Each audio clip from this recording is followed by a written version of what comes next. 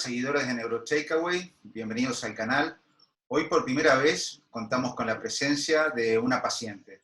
Se llama Bettina y le agradecemos su valentía de poder compartir con nosotros su historia. Yo a Bettina la conocí hace 2-3 meses y me consultó por un cuadro que ella había tenido en el 2019, quizás el peor año de su vida, del cual terminó sin diagnóstico claro, y bueno, me consulta como neurólogo para tener una segunda opinión. Así que, sin más demora, vamos a compartir a Bettina. Hola, ¿cómo estás, Betty? Hola, Doc, ¿cómo anda? Bien. Antes que nada, de nuevo te agradezco por estar acá y compartir tu historia. Hay que ser valiente. No sé si hay que ser valiente o hay que ser para vivir lo que viví. Ahora por ahí es más sencillo. Y sí, como vos dijiste, el peor año de mi vida, sin duda. La verdad. Contanos un poquito, vamos a poner un poco el marco. Vos sos psicóloga, vivís en Córdoba y tenés 45 años. Vamos a ver, parecés menos, pero tenés 45. Todos me dicen 35, pero lo tengo que decir la verdad, 45. Contame un poquito cómo empezó, cómo echaste a estar enferma, cuándo, cómo. Empezó levemente en febrero del 2019. Empecé con fiebres recurrentes nocturnas, no grandes, 37,5, 38 más o menos era, nocturnas que se me iban, un cansancio general bastante grande, y pérdida de peso progresiva, hasta ese momento progresiva, o sea, no era impactante, pero estaba perdiendo peso, la atribuía a estrés. No me faltaban motivos para tener estrés, si bien había pasado en enero unas vacaciones muy buenas y demás, tenía razones y yo las atribuía al estrés, ¿no? Claro. Esto fue fines de febrero, y ya en marzo la pérdida de peso ya empezó a ser notoria, era como que me iba consumiendo.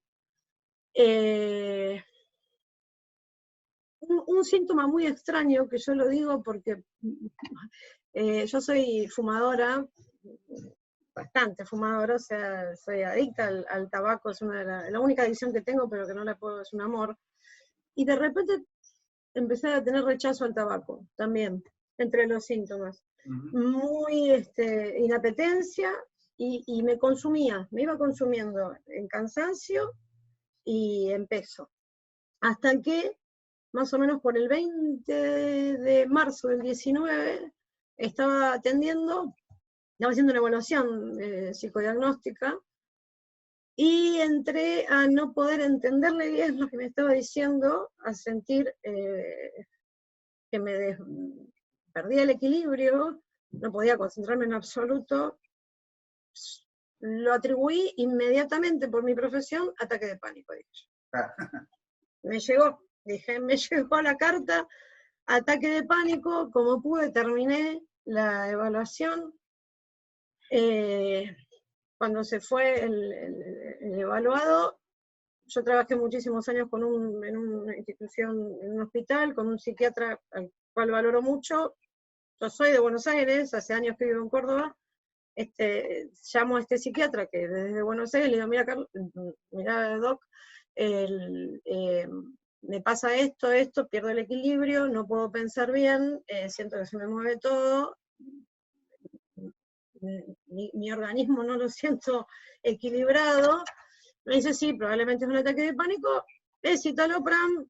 Yo tenía manera de conseguir la receta, además. Bueno, comienzo a tomar más o menos por el 20 de marzo el citalopram, 10 miligramos. Dije, bueno, en 3 semanitas ya voy a estar bien. Sigo intentando cumplir con mis actividades laborales, pero ya directamente perdía el equilibrio constantemente, cada vez estaba más obnubilada, y el síntoma, uno de los síntomas notorios primeros que tuve fue las dificultades en el habla. No solo por la lentitud y la poca reacción de respuesta, sino por muchas veces querer transmitirlo y estar, yo diría que minutos, para poder el pensamiento lo construía, no lo podía expresar. La alteración del habla me acompañó por más de un año, ¿no? O sea, cuando pude recuperar cierta fluidez, no recuperé la difonía. Eso fue un síntoma que me acompañó todo el tiempo. Estamos a fines de marzo,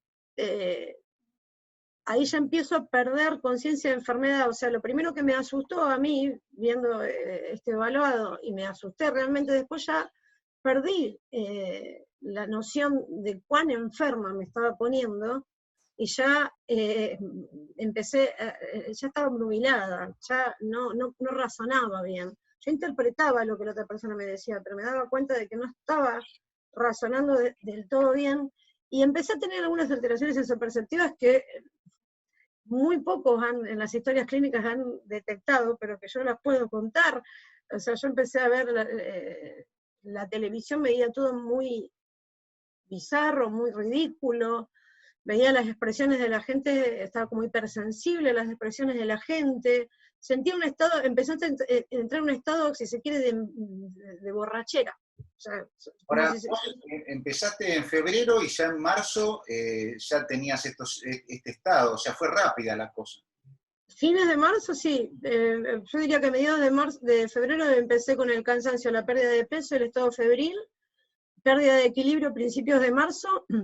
Me seguí consumiendo, pero consumiendo hasta hacer una bolsa de huesos, ¿eh? O sea, yo que no llegué a pesar 40 kilos.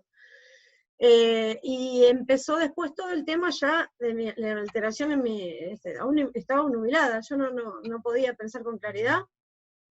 Y aparte había perdido totalmente conciencia de mi estado. Si una persona de repente no puede caminar, se tiene que agarrar de las paredes para caminar, ¿qué hace? Va al médico, asustada. No, yo decía, no, ya se me va a pasar, ya se me va a pasar. Mi pareja, quise cumplir con algunos compromisos laborales a los que no pude, llegué, me he desvanecido en uno, me han mandado a mi casa en taxi, y del taxi a mi casa iba dormida, inconsciente, digamos, ¿no?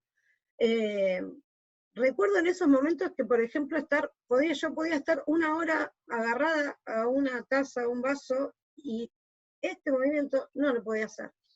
Yo lo quería hacer, pero no lo podía. Solamente estabas tomando el escitalopram ahí.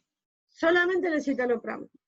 Y también me pasaba mucho que me quedaba en una posición mirando hacia un punto y podía estar muchísimo tiempo mirando hacia ese punto. No se encantaba mi cabeza, pero le llamaba la atención a la gente este tema, ¿no? Que yo...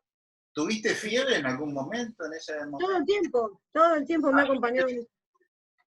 El estado febril me ha acompañado, no todos los días, hay días donde no la he tenido, pero me ha acompañado todo el tiempo, incluso si vamos adelante en el tiempo, estos síntomas de fines de marzo se van profundizando cada vez más, yo claramente no estaba con todos los patitos en fila, para decirlo de una manera coloquial, porque una persona que está con una sintomatología tan grave con respecto a sus posibilidades de moverse, sus posibilidades de comer, yo no comía, pero tampoco podía mucho realizar el movimiento de la ingesta, pero tampoco podía transmitir que no era que no quería hacerlo, no podía hacerlo, entonces parecía que estaba empacada en no hacerlo, parecía que estaba empacada en no hablar, parecía que era todo negativismo de mi parte. ¿Y dormías mucho, poco? ¿Cómo era el sueño? Yo dormía, pasé la última semana previa a la internación, que fue en Buenos Aires, que ahora te cuento, me la pasaba en la cama, porque para ir al baño tenía que agarrarme de las paredes. Mi pareja quería, vamos a ver al médico, yo decía, no, ya se me va a pasar. Yo me quedé con la idea de que con el citalopram en 3 semanas ya perdí totalmente, aunque eran claro que los síntomas no eran de un ataque de pánico, pero yo ahí obnubilada total, ya no razonaba con claridad. Y algunas situaciones agresivas tuve. Yo amo los animales, tengo un gato, y en un momento mi pareja me cuenta que me molestó y lo arrojé de la cama, lo tiré, que eso jamás lo haría en mi vida estando normal, ¿no? Y Todavía tenía fuerza para algunas cosas, sí. con toda esta sintomatología, vos no estabas con mucha conciencia de la patología, pero en algún momento hiciste otra consulta. ¿Qué Sí, pasó? mi pareja me llega a principios, los primeros días de abril, me lleva a una clínica médica acá en la ciudad de Córdoba, me hacen los estudios de rutina, yo ya ahí iba en silla de ruedas, porque las veces que intenté estar parada me desvanecía, empezaba con un sudor y sentía que me desvanecía, entonces ya todos los estudios me los fueron haciendo, estudios de rutina, y como no detectaron nada, hicieron lo que leí, ahí es una derivación a psiquiatría. Uh-huh. Por esto de que yo me preguntaban y me quedaba mirando y no respondía, obviamente era normal, y en eso, y no miraba con cara de dolor o con cara de desvanecimiento, miraba, Como que te quedabas colgada. no tenía ningún síntoma de angustia ni de preocupación, estaba totalmente ¿En ese sin momento hacías algún sentimiento. movimiento así automático? ¿Tenías Ahí empecé a tener la desfiguración de la cara, ya me iba la boca para el costado y adoptaba posiciones no naturales, o sea, posiciones bizarras, y tenía movimientos bizarros, ¿no? pero Como esto que convulsiones, verdaderamente convulsiones no habías tenido hasta ahí? O sea, hasta ese momento no, hasta durante todo marzo no. Voy a una clínica médica, me hacen los estudios de rutina, no encuentran nada, me derivan a psiquiatría y mi pareja toma la decisión de tomarnos un avión y irnos a Buenos Aires, donde está toda mi familia, mis amistades y demás. Y además, bueno, Buenos Aires supone que tiene los mejores especialistas. El 5 de abril llego a Buenos Aires en silla de ruedas, absolutamente consumida, sin conciencia de enfermedad alguna. Yo miraba a todos y decía, no pasa nada, no, estoy bien.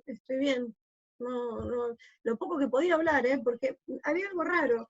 Por momentos, yo para decir Carlos, por ejemplo, podía estar 5 minutos intentando mandar la señal para decir Carlos, y por momentos podía, nunca un discurso elaborado, obviamente, pero por momentos podía hablar, armar frases muy bajito, más que nada al oído, se lo podía decir a la gente, pero por momentos la podía construir. Entonces eso también desorientaba un poco al otro. Si era voluntario claro. el habla mío o era negativismo por alguna cuestión emocional.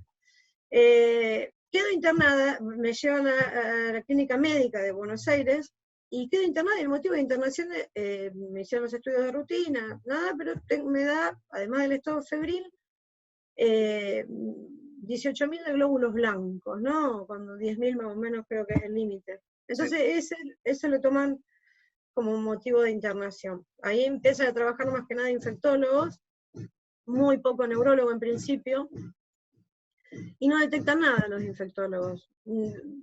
Fiebre sin foco. Los glóbulos blancos llegaron a valores normales en pocos días. Creo que a los 4 días ya habían llegado a 8.000, un valor normal. Entonces, a otra cosa. Hasta que una semana más tarde tengo una convulsión bastante fuerte.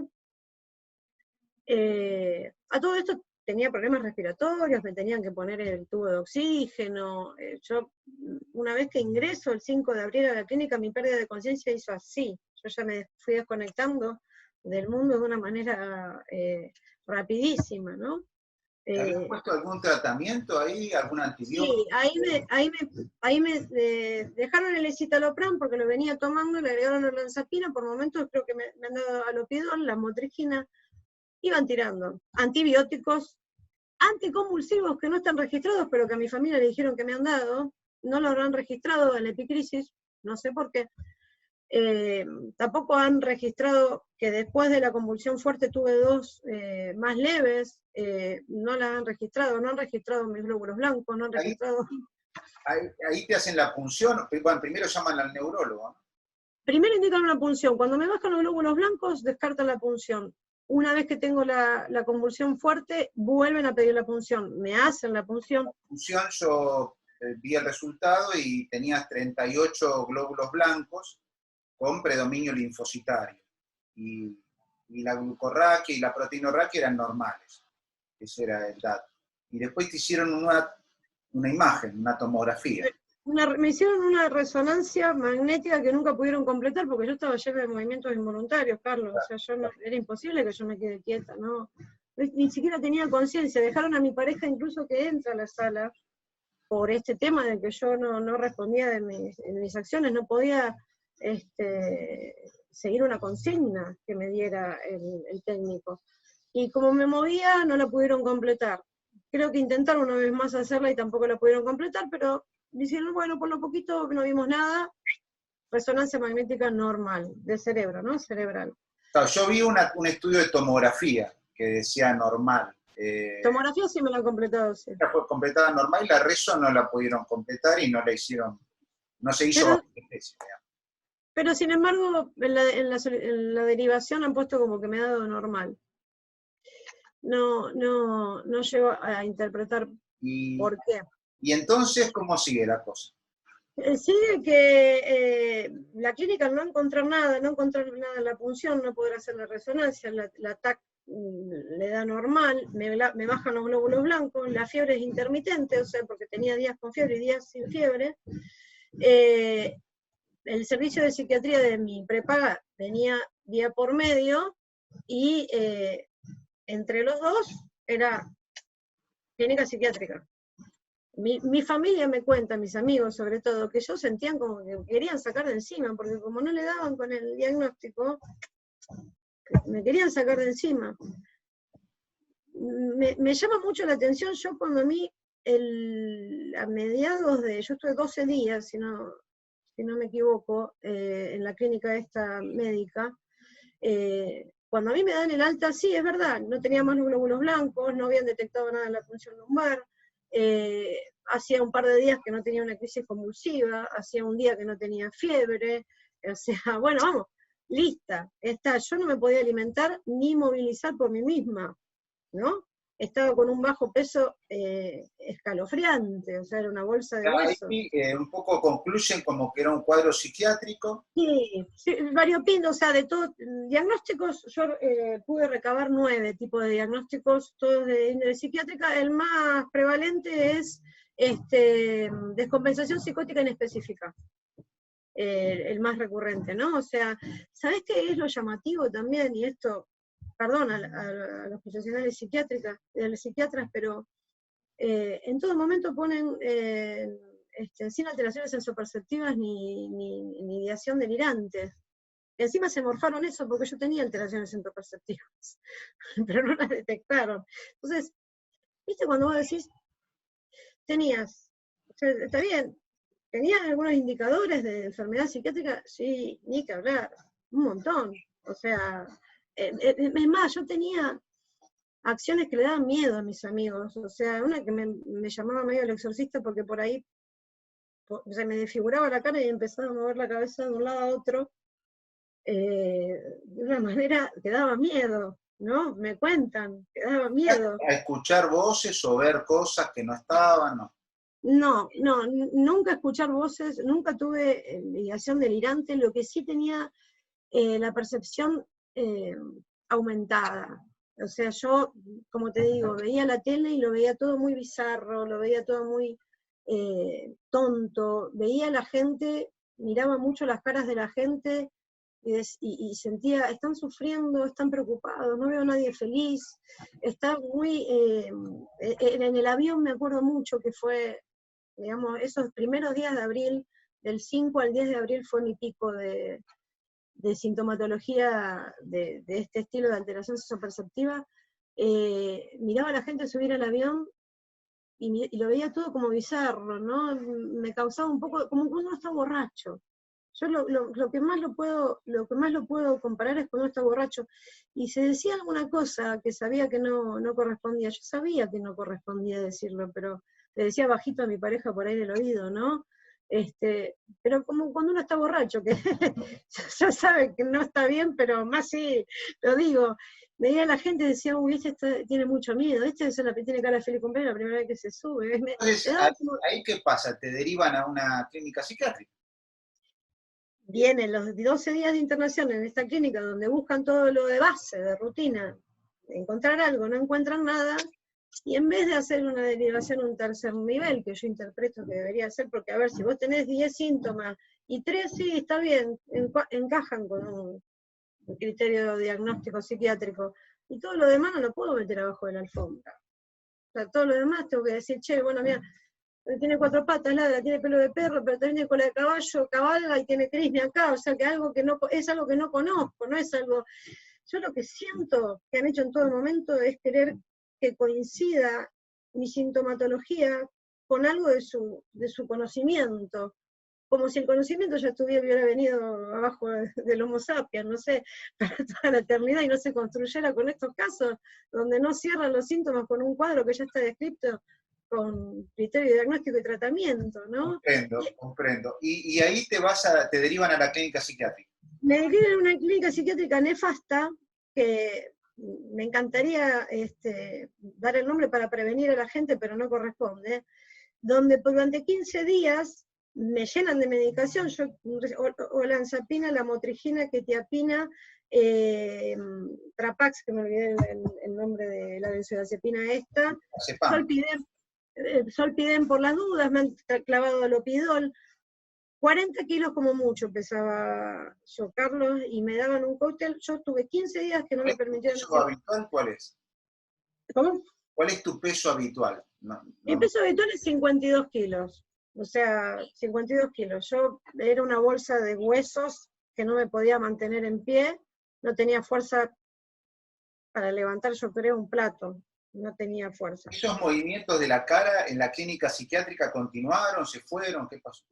Los primeros 15 días de esta clínica psiquiátrica no te puedo decir nada porque a mi familia no le han permitido verme. Lo único que te puedo decir es que 2 veces me tuvieron que trasladar de urgencia de nuevo a la clínica médica por descompensación clínica mía. Tengo un recuerdo de estar en la ambulancia, despertarme y sentir la sirena de la ambulancia. Y otro recuerdo de despertarme y tener las 2 manos atadas y estar hecha pis encima. Me apagaba al minuto yo, al minuto me apagaba, yo no podía mantener, no podía estar en un estado vigil bajo ningún aspecto.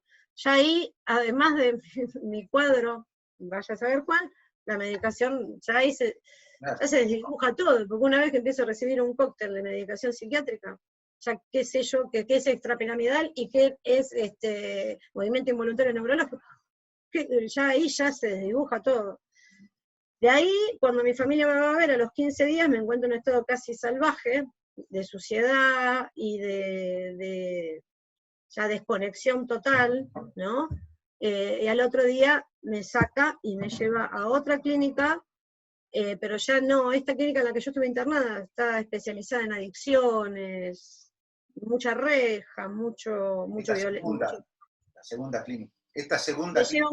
No, la primera clínica, la que me llevan, era que durante 15 días no permitieron la visita de mi familia, que a gatas hacían un llamado telefónico por día con mucha suerte, que me han tenido en condiciones de higiene detestables, atada, mandándome medicación que Dios sabe qué me han dado, porque lo que han puesto en la miserable epicrisis con la que me derivaron a la otra clínica, estoy segura que no fue ¿Y en mucho la otra más. clínica qué pasó?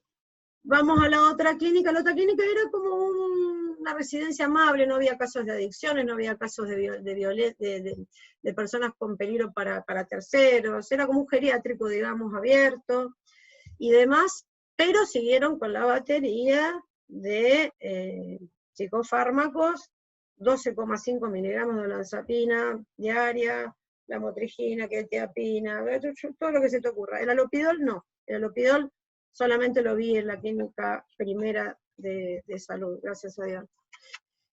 A partir de ahí, hay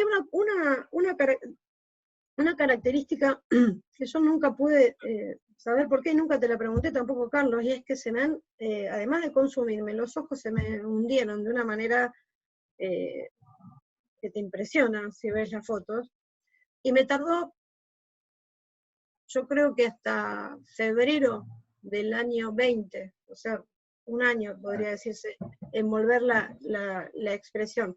La memoria más todavía, ¿no? la memoria, sobre todo la memoria, la atención y la concentración también, pero la memoria me tardó un año largo. ¿Cuánto tiempo estuviste en esta segunda clínica? En esta segunda clínica estuve mayo, junio y julio, los primeros días de agosto, con mucho esfuerzo por parte de mi entorno y por parte mía, porque yo ya en ese momento, si bien hablaba muy poco, y aparte con la medicación, la manera de comunicarse conmigo que encontraron fue a través de la escritura. Yo, las sesiones con la psiquiatra que me atendía a las 12 de la noche, cuando a las 9 de la noche me habían dado el hipnótico, pero ella hacía guardias nocturnas, entonces me atendía a las 12 de la noche. Imagínate que yo no podía hablar, escribía con un temblor parkinsoniano extremo. Perdóname que me perdí la pregunta que me habías hecho, que te estaba respondiendo a esto. ¿Cuánto tiempo habías estado? Bueno, pude salir a principios de agosto del año 19. Con alta voluntaria. Alta voluntaria, mi familia venía pidiendo de hace rato que se hacían cargo, que me den el alta, por favor, porque yo ya estaba sin sentido ahí, pero la psiquiatra que me atendía y el psicólogo, que también fue muy desafortunado su desempeño, querían un poquito más. Ahí te volvés a Córdoba. Ahí me vuelvo a Córdoba los primeros días de octubre, dejo, obviamente, el psiquiatra y el psicólogo tratante que tenía en esta clínica, y me atiende una psiquiatra en un sanatorio muy reconocido psiquiátrico de acá de Córdoba, y me saca toda la medicación, me deja 2,5 de olanzapina nada más.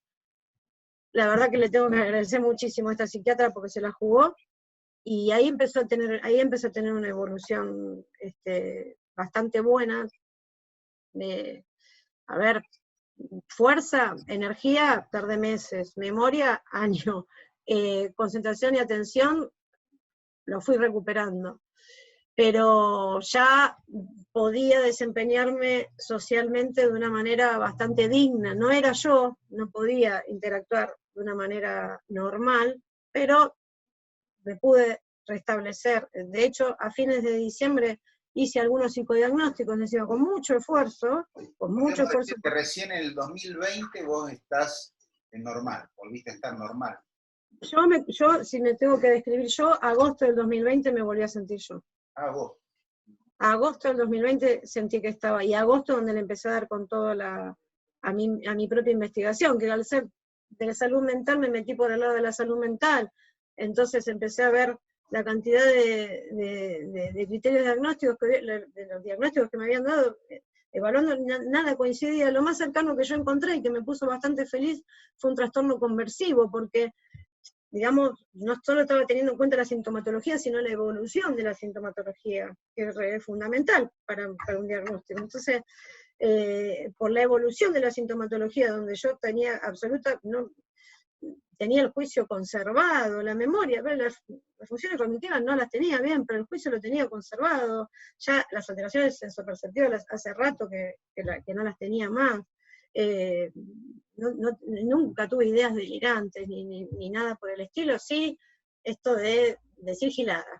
Decir gilada que no es lo mismo que una idea delirante, ¿no? ¿Y cómo llegás a consultarme a mí, al neurólogo? ¿Cómo llego a consultarme a mí? Porque tengo una ayudita de no sé quién, que la psiquiatra que me tomó en el Sanatorio de Salud Mental de acá de Córdoba, que fue la que se la jugó y me dejó una dosis mínima de medicación, al empezar la cuarentena, marzo, abril de 2020, consensuamos con ella probar de dejarla también el 2,5 de olanzapina. Dejo de tomarla, y ella era de Santa Fe, por todo el tema de la cuarentena y demás, me dijo, la verdad que no estoy en condiciones de seguir atendiéndote. El día que me da el alta del tratamiento psicofarmacológico, no el alta de continuar acompañándome con algunas consultas esporádicas, me dice, mira, yo no te puedo decir lo que tuviste, lo vas a tener que descubrir vos a lo largo del tiempo, la verdad que no puedo saberlo, lo que te puedo decir es lo que no tuviste, y no tuviste un brote psicótico, porque un brote psicótico no se recupera en tan pocos meses y con el tratamiento que yo te di. Yo cuando la fui a ver a ella por última vez fue en abril del 2020, y ya ahí, si bien yo sentía que todavía me faltaba memoria, me faltaba fuerza física, me faltaba concentración, me faltaba algo de rapidez y agilidad mental, ya estaba una persona normal, coherente y me podía valer por mí misma, que hasta ese momento, por muchos meses no, yo necesitaba a mi pareja constantemente al lado. Entonces ella me dijo esto: yo no te puedo decir que tuviste, con el tiempo lo verás, pero te puedo decir que no tuviste. Para mí, hiper valioso. Con los meses me dice: mira, la verdad que no te puedo seguir atendiendo por la obra social, por la distancia, por esto, un poco miedo del COVID, no sé qué. Y bueno, no importa, pásame la derivación, busco otro psiquiatra, más o menos por septiembre, octubre del 2020, cambio de psicóloga también, empiezo a atender en septiembre con una psicóloga nueva, muy bien, ella, cambio de psiquiatra, voy a verlo a mi psiquiatra, no le cierra mi caso, le dice: por las dudas, mientras yo voy viendo, volvé al 2,5 de Lanzapina, porque necesito que mientras tanto vos estés tranquila, no como antipsicótico, sino como, tienen una fuerza de, se me fue el nombre ahora, cuando te bajan los decibeles. Como tranquilizante. Como tranquilizante, exacto. Hablan y empiezan a hacer interconsultas con mi psicóloga, a ninguno de los dos les cerraba el caso. Dice: esta chica no puede haber tenido trastornos psiquiátricos de tal magnitud y un año después estar sin medicación, hablando con normalidad, sin alteraciones. O sea, yo no digo que sea una persona normal, no quiero decir que sea wow, qué salud que tengo. ¿Qué deciden con eso? Entonces, al mes siguiente, todo el mes me fue siguiendo, la verdad, un psiquiatra, me gustaría mencionarlo, si me dejás, porque un José Capese, un psiquiatra que me escribía por WhatsApp día por medio, me preguntaba cómo me estaba alimentando, cómo estaba durmiendo, qué sentimientos tenía, fue siguiéndome, que no es normal en los psiquiatras que medican y te vuelven a ver para controlar el tratamiento psicofarmacológico. Al mes siguiente me dice: contame un poco más cómo fue que arrancó tu cuadro. Y le cuento, y me dice: yo estuve investigando mucho, no me llega a dar el diagnóstico, pero me dice: hay enfermedades, me nombró la encefalitis autoinmune, así que quiero que hagamos una derivación con un neurólogo, porque tu cuadro no coincide la evolución de tu cuadro no coincide con un diagnóstico que... Ahí llegás a hacer la consulta. Y ahí llego a vos, gracias a mi ex cuñada, que es neuróloga, que ha trabajado, me dijo: mira, Carlos en esto es especial, llego a vos. Entonces, tuve suerte con mi nueva psicóloga, tuve suerte con mi nuevo psiquiatra, y tuve suerte con vos, porque no cualquier neurólogo hace lo que vos dices. De toda esta historia tan dura, ¿qué fue lo peor, digamos, que vos que tuviste? Durante todo el proceso de enfermedad, todo el proceso de internación, yo no tenía sentimientos de angustia, no tenía conciencia de enfermedad, no estaba asustada por lo que me estaba pasando, lo vivía nada más. Estaba un poco aniñada, si se quiere, en el sentido de que buscaba la protección del otro porque no me podía valer por mí misma. Entonces, estaba como, emocionalmente yo siento que estaba regresiva, ¿no? Dejaba que me... Pero viví cosas muy feas.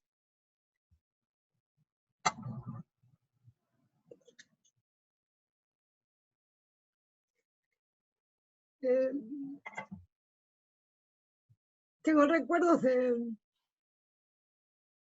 O sea, yo era consciente de que estaba haciendo, entre comillas, que estaban abusando de mi invalidez. Como decirte que, yo que sé, en pleno invierno, una de las enfermeras de esta clínica, que era bastante amigable, que dentro de lo que es el sistema de salud mental, o sea, era mala, pero comparado con otras cosas era buena, ¿no? Lamentablemente la salud mental tenemos tanto todavía que mejorar. Pero que me dejen desnuda, sentada en un inodoro y me tiren baldes para bañarme. Comprendo. Comprendo y y a su vez genera muchas cosas como médico, porque estos cuadros son raros, son difíciles, pero bueno, yo te agradezco muchísimo que ¿Te hayas... puedo decir algo más? Hay otra parte muy fuerte que creo que cualquiera que la salud mental estigmatiza mucho, muchísimo. Y no estigmatiza con los desconocidos o quienes te atienden. Siento que da miedo al entorno. Y estigmatiza también con tus seres queridos. Y es difícil defenderse, porque si estás negando es porque estás loco. Si estás diciendo que no es así, es parte de tu cuadro, claro, pobre, está loca. Entonces, una vez que uno entra al sistema de salud mental, es como atrapado en la película sin salida, ¿no? O sea, es muy difícil. Y en ese sentido, yo me siento afortunada porque no tuve secuelas neurológicas, me siento como antes. Sí tengo muchas cosas traumáticas, ¿no? Yo ahora estoy mirando una película y hay una escena violenta, o una inyección, o algo, y no lo puedo ver. Yo antes, nada, yo quedé bastante, pero eso se me va a ir con el tiempo, estoy segura. Pero el mote de loca, eso me hizo perder trabajos, me hizo sentirme muy herida frente a la mirada de mis amistades, ¿no? Como que me sentía con una lupa mirada, y entonces no podía ser yo, porque si era yo, lo que antes era Betina, ahora era la enfermedad. Ah, Y sí, yo no pido que un médico sepa todo, porque, o sea, es más, ningún médico sabe todo, la medicina no sabe todo, si no hubiera investigaciones constantes y desarrollo, pero creo que sí está la obligación de saber que no se sabe, ¿no? O sea, que si te encontrás con algo que desconoces, hay otros niveles para arriba que se dedican a estas cosas no convencionales, y hay otros niveles para arriba que están investigando y que están deseosos de encontrar casos raros para poder avanzar, para que la ciencia avance así. Entonces un médico, por más que esté cansado, por más que sienta su orgullo herido, porque tiene que coincidir lo que tiene delante con lo que aprendió, sabiendo que hay miles de cosas que no aprendió, que existen, y miles de cosas que no aprendió porque estamos en el 2021, y en el 2200 se van a reír de lo poco que sabíamos. Es la historia de la evolución de la ciencia, es así. Entonces, yo te pedirle entiendo cosas. y creo que tu historia clínica, la verdad que habla por sí misma. Te vuelvo a agradecer. Vamos a dejarlo acá, vamos a dejarle a nuestros seguidores pensando, y dentro de una semana vamos en el próximo video, a tratar de darle un marco teórico, médico, para tratar de entender lo que vos tuviste, cuál es la visión actual de esto, cuál es el tratamiento que podrías haber recibido y cuál es también el pronóstico de lo que tuviste. Así que, bueno, si querés decir algo más, por mi parte, te No, lo que más quiero es agradecerte, pero de todo corazón, porque realmente de haberte encontrado y que te hayas involucrado, que te hayas interesado en mi caso, no tenés idea lo que significa entre tanto desconcierto de vivir año y largo sin saber dónde estoy parada, encontrar a alguien que te diga, che, me parece que va por acá, y esto coincide a vos y al célebre catalán Josep Dalmau, ¿no? Es quien Dalmau. Dalmau, un genio. He escuchado la entrevista que le has hecho, la humildad, la claridad, y también la claridad de saber que sigue investigando, y de una pasa 18 tipos y sigue investigando anticuerpos. Entonces, si no se encuentra ahora, lo que yo sé que dentro de 100 años se sabría lo que tuve con claridad. Si no se encuentra con claridad, por lo menos sé que lo que dijeron que tenía no fue, entonces sé para dónde ir, y eso no tiene precio, porque lo más feo del mundo es haber estado tan mal y no saber qué me pasó. Con la inseguridad que genera futuro y la inseguridad que genera en el entorno, eso sí realmente es traumático. Entonces, agradecerte, pero muchísimo, Carlos, de todo corazón a vos y a la gente como vos que se involucra, con la gente como vos que se involucra y que no solo reproduce lo que sabe, sino que busca saber más. Y está bien, soldados se necesitan, pero si el soldado dice no lo sé, derívale a alguien que quiera seguir construyendo el conocimiento y no solo reproduciendo el conocimiento. Gracias, Bettina. Un beso. Nos vemos.